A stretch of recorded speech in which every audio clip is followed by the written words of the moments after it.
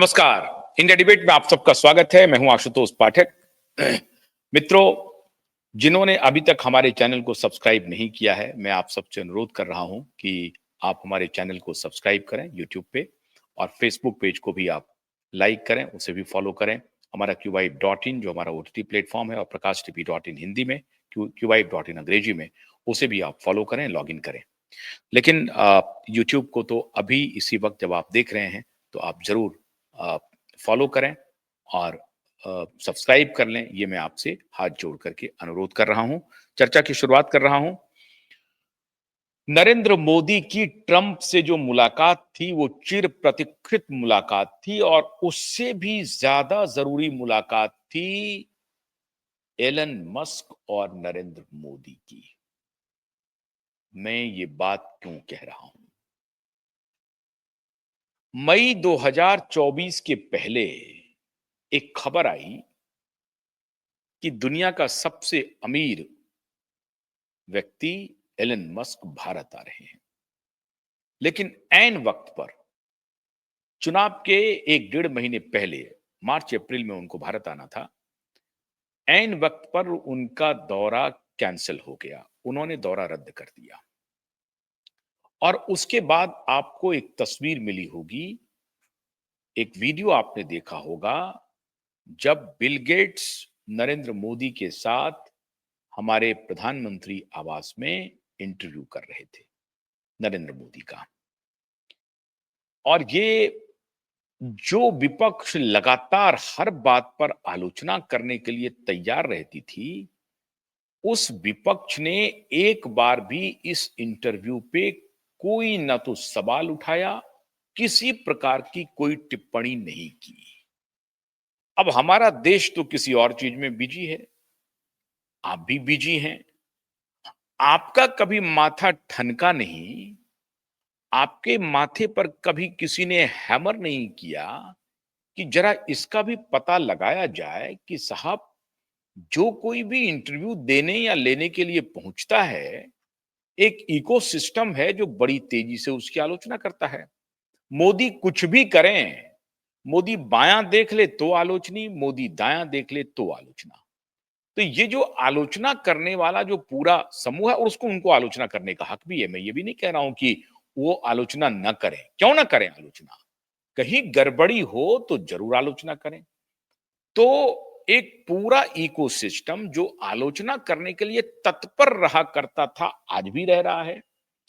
उस वक्त तो बहुत तत्पर था वो पूरा इकोसिस्टम, और साथ ही साथ समूचा विपक्ष, शरद पवार की पार्टी हो, ममता बनर्जी की पार्टी हो, उद्धव ठाकरे की पार्टी हो, राहुल गांधी की पार्टी हो, लालू यादव की पार्टी हो, अखिलेश यादव की पार्टी हो। अखिलेश तो थोड़ा बहुत कभी कभार करते भी थे, लेकिन ये सारी पार्टियां, स्टालिन की पार्टी हो, कम्युनिस्ट पार्टी हो, किसी पार्टी ने कभी कोई टिप्पणी नहीं की गेट्स से मोदी के मुलाकात पर। क्यों?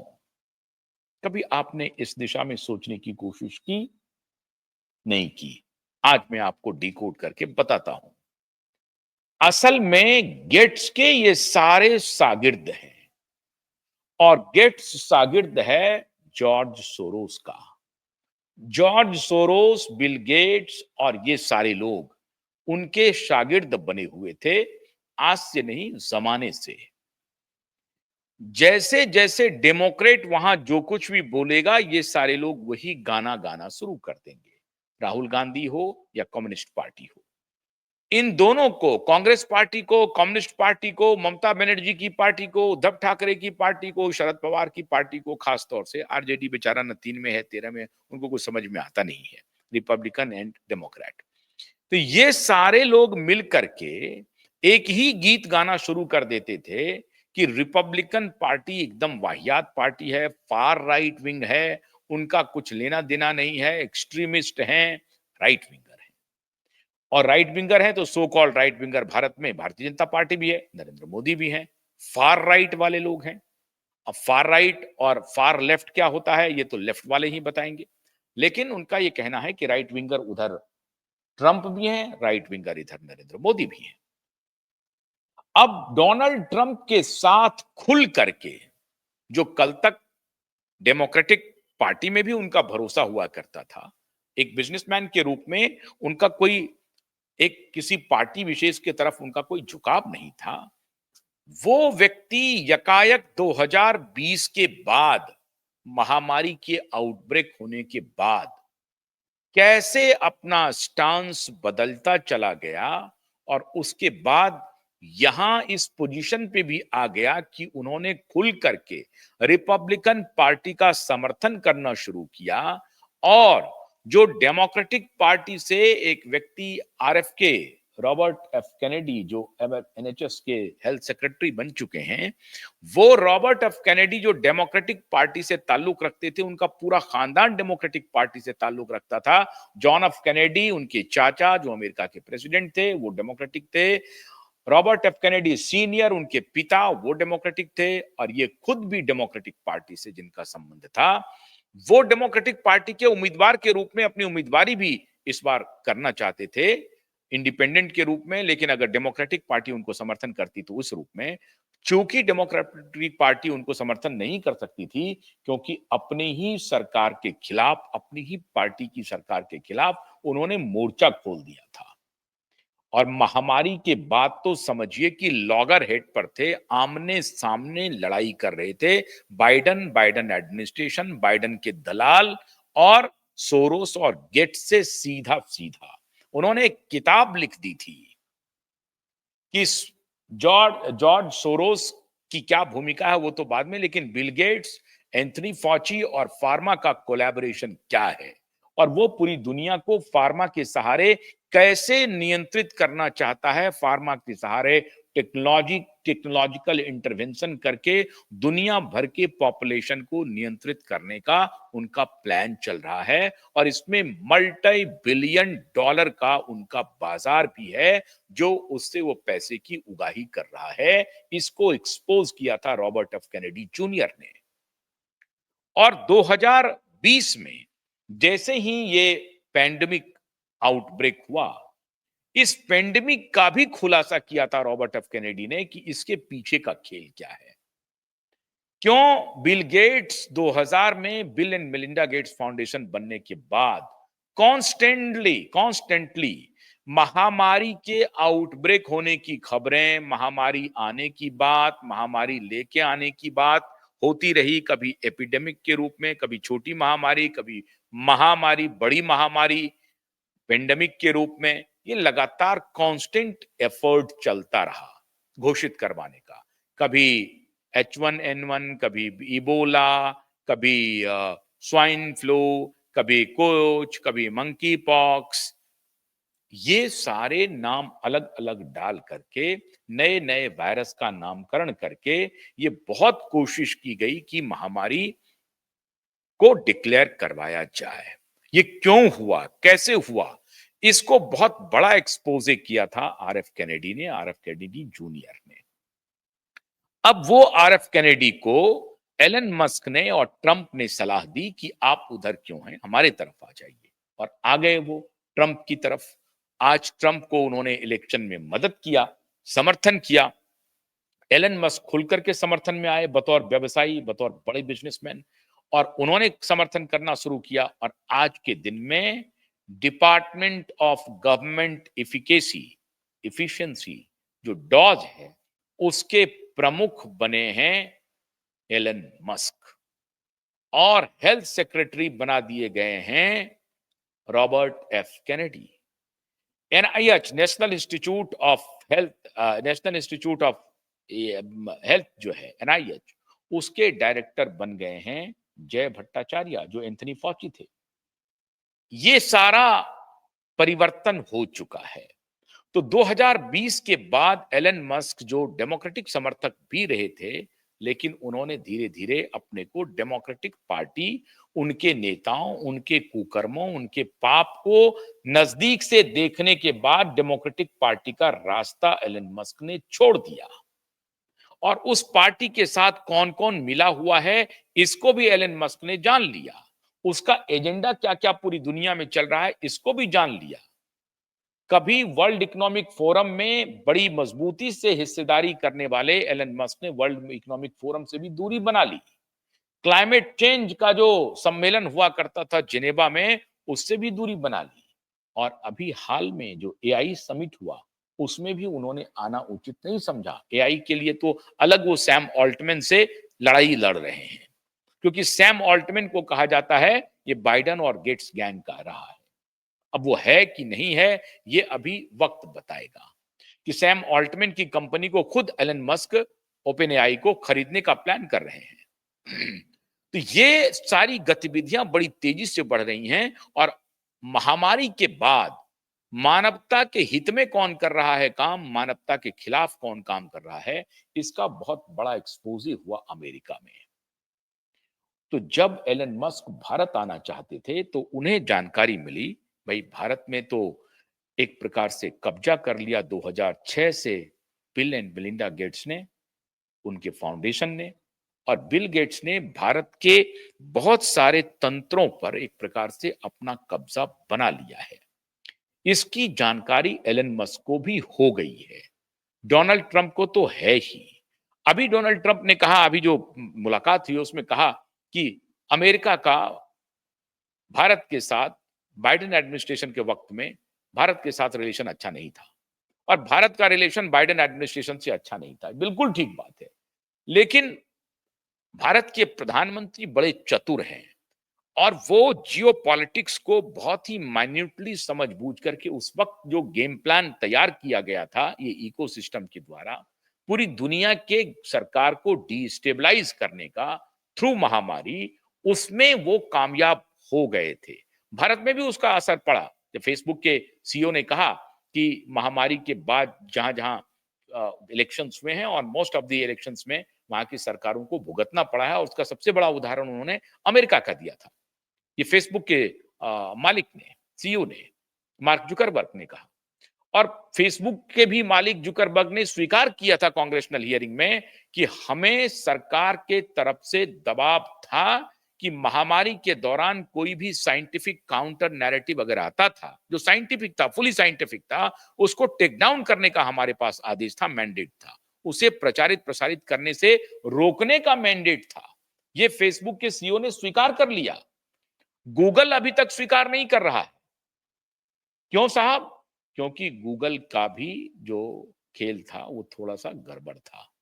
अब शायद गूगल समझ में आ गया है, और गूगल को लग रहा है कि नहीं साहब, वो जो गड़बड़ी थी उससे अपने को निकलना पड़ेगा। अगर अपने को सही कंपनी के रूप में चलना है, ठीक कंपनी के रूप में चलना है, तो ये सब काम हमें नहीं करना है। गूगल ने ये भी तय कर लिया है। फेसबुक की स्वीकारोक्ति के बाद ये बात साबित हो गई थी कि क्या-क्या पाप बाइडेन सरकार ने किया और उनके दलालों ने किया। एंथनी फॉची और बिल गेट्स ने मिलकर के पूरी दुनिया में जो पाप एक्सपोज हो गया था। तो वो मुलाकात जो बहुत चिर प्रतीक्षित थी एलन मस्क और नरेंद्र मोदी की भारत में चुनाव के पहले, वो नहीं हुई, और एलन मस्क ने अपना दौरा रद्द कर दिया। अभी सबकी निगाहें थी कि अमेरिका में जब मोदी जा रहे हैं तो एलन मस्क से क्या बात होगी, ट्रंप से क्या बात होगी। जबरदस्त हलाला जिसको कहते हैं ना, आहिस्ता आहिस्ता आहिस्ता आहिस्ता काटा है, आहिस्ता आहिस्ता। गेट्स गैंग और उसका जो इको पूरा सिस्टम है, उसकी नींद उड़ गई है, क्योंकि उनकी कहानी द एंड हो गई है। गेट्स के खिलाफ इंक्वायरी होनी है। जेफरी एप्स्टेन आइलैंड के ऊपर क्या क्या उनका गोरख धंधा चल रहा था, उसकी इंक्वायरी होनी है। डोनाल्ड ट्रंप ने कहा कि मस्क बहुत बड़ा बिजनेस करना चाहते हैं अमेरिका में, लेकिन टैरिफ बहुत है। बिल्कुल ठीक कहा। और ये भारत सरकार ये टैरिफ लगाने का धंधा करते रहती है, टैरिफ लगाने का। जो बीएमडब्ल्यू, जो मर्सिडीज अमेरिका में 10-15 लाख में मिल जाएगा, भारत में 50-60 लाख रुपए में मिलता है। भारत गरीब, 80 करोड़ लोगों को 2 जून की का खाना, और बीएमडब्ल्यू की कीमत 80 लाख, 90 लाख, 50 लाख, 60 लाख। कर दीजिए सस्ता उसको, टैरिफ थोड़ा सा कम कर दीजिए, आने दीजिए। नहीं आने देते हैं तो अपने यहाँ के इंडस्ट्री को बोलिए कि सस्ता कार बनाना शुरू करे। हमारे यहाँ तो इतने बड़े थर्ड क्लास लोग सब हैं जो फिलैंथ्रोपी के नाम पर बड़ा-बड़ा काम करते हैं। नैनो आया था ना, आपको याद होगा, लोहा बना करके दे दिया। कोई सिक्योरिटी नहीं, कोई कुछ नहीं। कम पैसे में भी आप अच्छी सुविधा दे सकते हैं। ये अमेरिकन से सीखिए, जर्मन से सीखिए, जापानीज से सीखिए, वो अपने देश में किस प्रकार की सुविधा दे रहे हैं। लेकिन आपके यहाँ तो लगता है कि यहाँ के खून में ही धूर्तता मिला दी है आजादी के बाद से। आजादी के बाद से ही पूरी धूर्तता यहाँ की मिट्टी में मिल गई है, यहाँ के आबो हवा में मिल गई है। तो जितना होता है कंज्यूमर को चूसो, घटिया से घटिया सामान दो और कंज्यूमर को चूसो। अभी इंटरनेट का देख रहे हैं आप, अभी अंबानी और इनका जो चल रहा है एयरटेल का, ये दोनों का देख लीजिए क्या सर्विस देते हैं, और जो बाकी जो छोटे छोटे सर्विस प्रोवाइडर हैं वो क्या देते हैं। तो इनको डर लग रहा है कि स्टारलिंक आने वाला है अब साहब। अगर स्टारलिंक आ गया, उधर टेस्ला आ गई तो ईवी में क्रांति कर देगी, और स्टारलिंक आ गया तो कम्युनिकेशन में क्रांति कर देगा। तो यहाँ के जो लाला बैठे हुए हैं ना, लाला चौधरी, उनकी चौधराहट खत्म होने वाली है। तो डर से अब उनके पीछे पीछे जा रहे हैं। और मोदी जी बड़े चतुर हैं, उनको मालूम है कि यहाँ के लाला को पजामा में कैसे रखना है। तो बड़े लाला का डर दिखाओ। मुलाकात हो गई है, और ट्रंप ने साफ घोषणा कर दी है कि मस्क बिजनेस करना चाहते हैं अमेरिका में। टैरिफ थोड़ा सा कम कर दो भाई, कर दो टैरिफ कम, थोड़ा टैरिफ कम कर दो, ये जाएंगे बिजनेस करेंगे, आपका दिन भी बढ़िया होगा। और जिस प्रकार से एलन मस्क ने महामारी के दौरान मानवता की रक्षा के लिए कदम उठाए हैं, ऐसा लगता है कि उनका सात खून भी माफ है। अभी की बात है जब H1B वीजा के बारे में ट्रंप ने कहा कि हम उस पर प्रतिबंध लगाएंगे, एलन मस्क ने कहा कि नहीं, हमें अच्छे टैलेंट चाहिए, और खासतौर से जो भारतीय अच्छे टैलेंट हैं उन्हें हमें रखने पड़ेंगे और लाने भी पड़ेंगे। दूसरे ही दिन ट्रंप ने फैसला बदल लिया और कहा कि यस, H1B वीजा उसी तरीके से लागू रहेगा, उस पर कोई प्रतिबंध नहीं लगेगा। तो एलन मस्क भारत के लिए बहुत उपयोगी होने वाले हैं।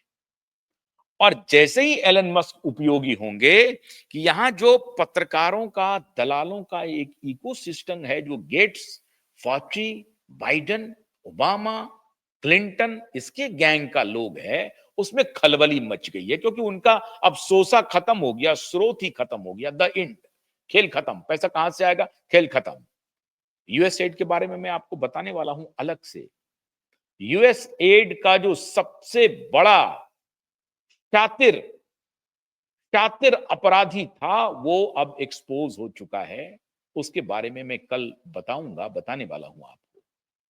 यूएस एड का क्या खेल चल रहा था भारत में, कैसे महामारी के दौरान, और उसको गूगल एक्स ने भी सपोर्ट किया था। ये सबका डेटा अब बाहर आ रहा है। वो कंपनी कौन थी, इसके भी बारे में बताएंगे। मिस इन्फॉर्मेशन फैक्ट चेक का खेल क्या था, ये सब बताएंगे। वो सारे जो जितने जो संगीन अपराधी किस्म के लोग हैं, उनके नाम अब सामने आ गए हैं। मैं कल ब्रेक करने वाला हूं। तो इकोसिस्टम का अब इको ही खत्म हो गया, उनका इकोलॉजी खतरे में है, खत्म हो गया। अब वहां ना कोई हवा चलेगी, ना अब वहां पतझड़ ही पतझड़ देखने को मिलेंगे। अब बसंत वहां नहीं आएगा, ये ध्यान रख लीजिए। अब बसंत आने की संभावना नहीं है, एलन मस्क धनिया बो देंगे। तो एलन मस्क ने कह दिया कि भारत के साथ व्यापार करेंगे। डब्ल्यूएचओ से बाहर निकला, पहला एग्जीक्यूटिव ऑर्डर साइन किया जैसे ही ट्रंप ने सत्ता संभाली। डब्ल्यूएचओ से बाहर, जेनेवा के क्लाइमेट चेंज का कोई मतलब नहीं, बाहर। वर्ल्ड इकोनॉमिक फोरम को कस्टमरी एक दे दिया, बाहर। जो जो ट्रंप ने कहा सब काम कर रहे हैं। फार्मा के ऊपर अंकुश लगा रहे हैं। जेंडर वाली बात पर कहा कि दो ही जेंडर है, no transgender, male and female, there are two genders. Clarity कर रहा है पूरी तरह से अमेरिकी एडमिनिस्ट्रेशन में, अमेरिकी समाज में, और दुनिया के साथ भी क्लैरिटी के साथ वो चलने की कोशिश कर रहा है। पुतिन के साथ बातचीत कर लिया, कहा कि युद्ध को कम कीजिए, लेकिन उधर से नाटो और यूरोपियंस जो हैं वो उनको ताकत दे रहे हैं, जेलेंस्की को, कि नहीं, लड़ते रहो, हमारा माल कैसे बिकेगा, हमारा माल कैसे बिकेगा। तो माल बेचने के लिए जेलेंस्की को भड़का रहा है। अमेरिका ने कह दिया है जेलेंस्की को, भैया मैं अब तुम्हें बहुत बहुत मदद नहीं करूंगा, हो गया, बहुत हो गया। तो पुतिन से 1 डेढ़ घंटे तक बात हो गई ट्रंप की, और उन्होंने कहा कि इस युद्ध को खत्म कीजिए। भारत ने भी कहा कि हम न्यूट्रल नहीं है, शांति के पक्ष में हैं। मतलब भारत ने संकेत दे दिया कि वॉर को खत्म होना चाहिए।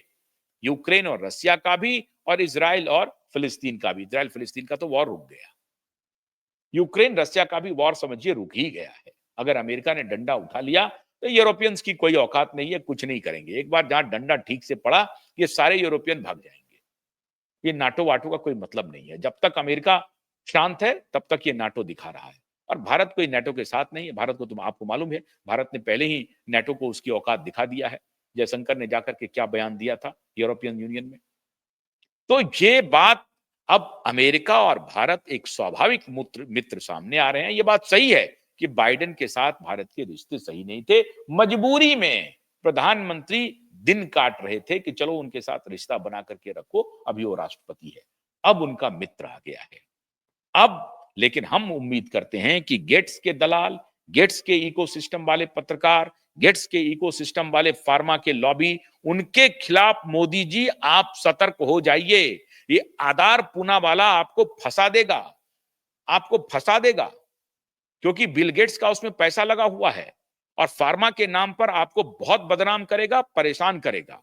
तो ये मैं आपको मोदी जी बार बार कह रहा हूं कि गेट्स के हाथ बहुत लंबे घुस गए हैं आपकी मिनिस्ट्री में भी, आपके हेल्थ मिनिस्ट्री में भी, फाइनेंस में भी, हर जगह। उन मोलों को पहचान करके बाहर निकालिए और मस्क के साथ रिश्ता जोड़िए, आरएफके के साथ रिश्ता जोड़िए, ट्रंप के साथ रिश्ता जोड़िए। आपका भला होगा, हमारे भारत का भी भला होगा। आपने अपना ऑपरेटिंग सिस्टम लाया है, उस पर ध्यान दीजिए। अपना एआई बनाना चाहते हैं, उस पर ध्यान दीजिए। मस्क के साथ मिलकर या खुद अपने टैलेंट को एक्सप्लोर करके करना चाहते हैं, उस पर ध्यान दीजिए। अपना सब कुछ सिस्टम तैयार कीजिए, जैसे रसा ने किया और चाइना ने किया। तो गेट्स गैंग का द एंड, इकोसिस्टम का भी द एंड हो गया है। चिर प्रतीक्षित लड़ाई हम लोग जीत चुके हैं। महामारी के कसूरवार को भी सजा मिलनी तय हो चुकी है। चिंता मत कीजिए। जो लोग कह रहे थे कि मैंडेट लगाइए बूटी को, उनकी अभी हैकड़ी खत्म होने वाली है। चिंता मत कीजिए। उनके खिलाफ 12 लाख करोड़ का नोटिस भी जा रहा है, इन सबके खिलाफ। वो लड़ाई भी ऑन है। तो मैं अंत में विदा लेने से पहले आपसे अनुरोध करता हूं कि हमारे चैनल को सब्सक्राइब कीजिए जिन्होंने नहीं किया है, और सब शेयर भी कीजिए, लाइक भी कीजिए। बहुत बहुत शुक्रिया। नमस्कार।